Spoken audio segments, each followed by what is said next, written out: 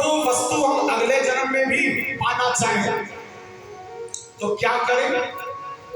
नारद जी बोले उसको दान करो। जो चीज हम इस जन्म में दान करते हैं वो अगले जन्म में मिलती। सो आज सत्यभामा जी ने क्या किया?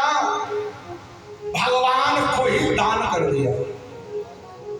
हाँ, ठाकुर जी का संकल्प कर दिया, भगवान को ही दान कर दिया। सो बंधुओं, अब नारद जी लेकर चल दिए भगवान को। जब नारद जी लेकर चल दिए, सत्यभामा जी ने कहने कहां ले जा रहे हो? बोले तुमने तो दान कर दिए, अब तो ये मेरे हो गए, अब तुम्हें अगले जन्म में मिलेंगे। मैं ले जा रहा हूं अपने आश्रम में, इनसे सेवा करवाऊंगा। सत्यभामा जी ने कहा इस जन्म में मिले तब तो तुम ले जा रहे हो, अगला जन्म किसने देखा? अरे कोई उपाय? तो देखो ब्राह्मण इतने दयालु होते हैं ना, कुछ भी बताए और जितमान गए महाराज कोई उपाय बता। कोई उपाय ब्राह्मण कहे महाराज बहुत भारी राहु की दशा चल रही है, बड़ा कष्टकारी समय है, अरे महाराज कोई उपाय बताओ। तो ब्राह्मण तत्क्षण उपाय बता देते, ऐसा करो राहु का जप करा दो, राहु का दान करा दो, ये काम करो। बड़े दयालु होते ब्राह्मण।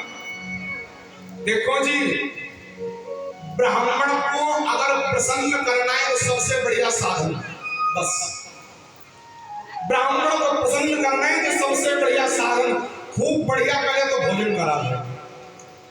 हाँ, खूब बढ़िया से बढ़िया मालपुआ छका दो, खूब बढ़िया भोजन खवा दो, और भोजन कराने के बाद बढ़िया लिफाफा दे दो और ब्राह्मणों से जो चाहो सो आशीर्वाद ले दो।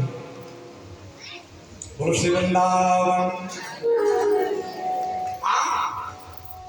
शास्त्र में लिखा है ब्राह्मण का आशीर्वाद 3 बार मिलता है। शास्त्र कहते भोजनांते, संध्यांते, अभिषेकांते। ब्राह्मण का आशीर्वाद चाहिए तो 3 बार मिलता। ब्राह्मण संध्या वंदन करके उठे हो, आप चरण पकड़ लो, ब्राह्मण उस समय जो कहते वो हो जाएगा।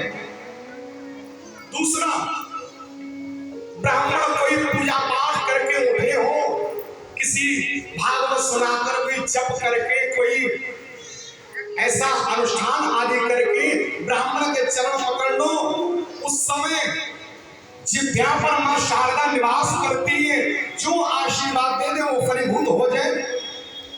और तीसरा कहते हैं भोजनांते, ब्राह्मण भोजन करके उठे हो, अरे ब्राह्मण का आशीर्वाद भोजन के बाद मिलता है। इसीलिए तो पुराने लोग कहते थे पंडित जी मुंह जुठाए, पंडित जी ऐसे मत जाओ, कम से कम मुंह जुठा लो, एक पूरी खा लो, बर्फी